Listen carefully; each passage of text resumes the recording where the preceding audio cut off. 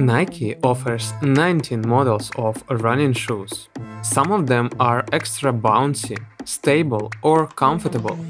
Let's try to break this all down. So we will analyze Nike running shoes like this. First, we outline the key technologies of Nike. Then, we define the main segments of the shoes. Later, we fill these segments with relevant models. And lastly, we pick the best running shoes by Nike. Each part has its timecodes, so feel free to skip forward to see something specific. Let's start with technologies. Nike Cushlon is an EVA foam with medium bounce and cushioning. This is the stiffest foam in the range, so Nike often applies it to improve stability. React is a boosted EVA foam. It is softer and more comfortable. That's why they often use it to improve shock absorption in the top-tier models. However, it doesn't have the greatest bounce. Air Zoom is a cushioning pad in the midsole. And this is the technology that improves our bounce. It is stiff, but it perfectly returns the energy that you apply. That's why you typically see Air Zoom at the toe for a better push-off. Zoom X is the bounciest, softest and lightest foam in the range, made of PEBA. They use it for the top-tier speed models, but it is not durable at all. It means that it quickly loses its superb bounce, not that it will tear or damage after 100k. Stability plate is an extra element around the heel. It limits any side movements of the foot during landing and transition, which greatly improves stability. Carbon plate is a carbon layer inside the base of the shoes. It greatly improves our bounce during the push-off phase. And Nike has several editions of these carbon plates. We will cover them when we talk about the speed segment, so just keep watching. Polyamide plate is also a base layer, but it is made of plastic. It is very flexible and doesn't improve our bounce that much. However, it perfectly trains our feet for using carbon plates later. This was a list of Nike technologies. Each time we wonder that there are just a few of them, but as you can see, it doesn't stop Nike from being one of the top-tier running brands, if not the very top. Let's now define the key segments for Nike running shoes. First of all, there is the base segment. Here you will find the most universal shoes with optimum features. Base models are for every runner to train comfortably. Second, there is the stability segment. Stability shoes are for new and experienced runners to train comfortably and safely. Third is the support segment. This segment is for comfortable and safe training for people with overpronation. Then there is the speed segment. Here you'll find the fastest models for amateur and pro runners to break their personal records. Lastly, we want to define the speed training segment for Nike. These shoes develop your muscles and prepare you for the high-end speed models. New runners will run their races wearing these shoes, while pro athletes will use them for training. These shoes deserve a dedicated segment for Nike, because they really stand out from what other brands can offer. So here are the segments for Nike running shoes. It is now time to fill them with relevant models. The central model for Nike is Pegasus. It has this soft React foam in the heel for better cushioning.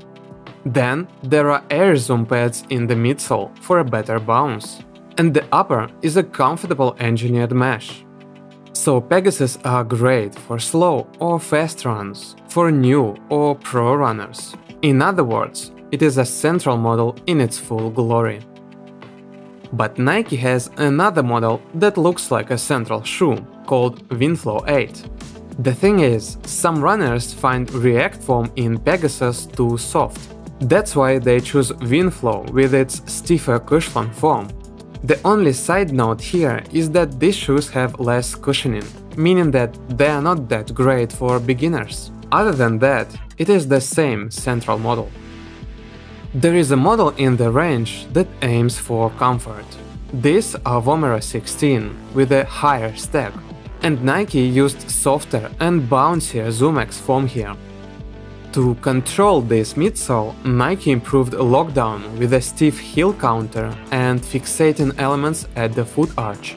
What we get is comfortable shoes with better shock absorption. However, they are heavier and therefore less attractive for advanced runners. Now we want to mention that there are many takedown models in the Nike range. For example, when they switch from ZoomX to Cushlon or use simpler upper materials. But these are still amazing shoes. Take the new Prevail model as an example, with its great mix of stability and cushioning. It is slightly weaker than Vomero, but is still a great shoe. Let's continue with the stability segment. We can add a stability plate to Pegasus and get React Mylar 3. These shoes offer better stability during landing and transition, thanks to this plate. You can see React foam all the way here, so they feel softer and more comfortable. However, they are not that great for faster running. But we can try to increase comfort even further and get Infinity Run shoes. Nike uses Flyknit upper here that gently covers your foot like a sock. They also increase the stack height to improve the shock absorption. In general, they made extremely comfortable shoes, which feel a little clumsy on fast runs.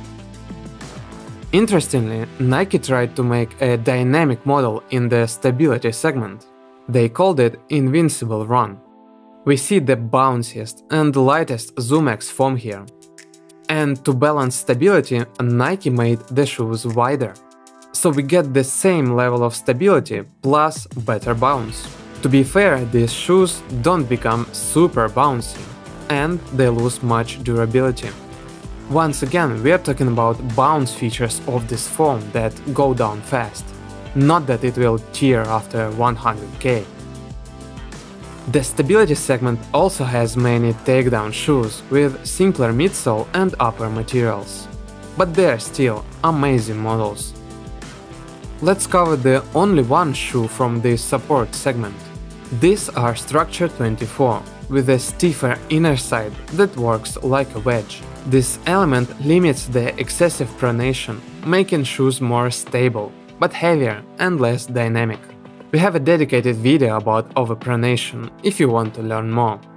And before we cover the most wanted segment, the speed, don't forget to like and subscribe to support us. The first question is, how can we make shoes faster? And Nike gave 3 answers here. The first solution is super lightweight shoes without any unnecessary elements. The second one aims for the aggressive swing effect. It is when we have an intensive roll thanks to a rigid plate combined with air zoom. Here, pressure in the forefoot gives a push at the heel. And the third solution is something in between the first two. It also aims for the swing effect, but it is less intensive here. And the shoes are light, but a little heavier than the lightweight segment. And there is something really great about Nike. Not only do they offer speed models, but also have dedicated shoes to train for them. They feel like high-end speed models, but are more durable and help develop specific muscles. Let's break this all down. Rival Fly 3 opened the lightweight speed segment. As you can see, these shoes have a thinner midsole, so you have less shock absorption here. And the upper is also lighter to make the shoes faster. Note that this model is bad for beginners because of its extremely low cushioning. By making the previous model truly fast, we get Streakfly. We switched the midsole to the lightest and bounciest ZoomX foam. These are the fastest Nike running shoes for short distances. But note that you will get injured if you go for a long run in these shoes. Also remember that ZoomX is not durable, so you probably don't want to use streakfly for training. If you want to train the aggressive swing effect, we have Tempo Next %. Nike used big air zoom pads with a polyamide plate running through. That is why we get this amazing swing effect here. And the sharp slope at the forefoot only boosts this feature. But we wouldn't call Tempo Next % a super bouncy shoe. The midsole is mostly made of React foam, and the plate is not very rigid. They also lack stability because of a high stack. By making a truly fast model out of the previous one, we get Alphafly shoes. Right away, we wanna tell you that Kipchoge runs in the second edition already, but we only have the first one for review. We can see ZoomX foam all the way here, which is lighter and bouncier. And the plate here is made of carbon, so Alphafly are much faster, but less durable. And the third option for speed is a balance of lightweight and the swing effect. For training, Nike offers ZoomFly 4 here. They reduced the stack height, but kept the React foam. A plate here is made of carbon, but it activates the swing effect with its curved shape, not the air zoom layer. So, ZoomFly 4 is a decent shoe with mid-range features. By making it faster, we have Vaporfly Next % too. Nike switched the foam to ZoomX, which is again the lightest and bounciest foam. And the carbon plate works much better with this foam. Again, durability for Vaporfly goes down. So this is the full picture for Nike running shoes for this season. Note that we might see new models over this year. In fact, we have already seen several unofficial pictures of the next ZoomFly edition, which everyone thought to be the new Pegasus. You can always find the relevant brand scheme by the link in the description. But we are moving on. We will pick the best Nike running shoes by various features. As always, this is just our opinion, and it might be different from yours. Here it goes. Infinity Run are the most comfortable shoes for everyday running, thanks to a thick React midsole and neat upper.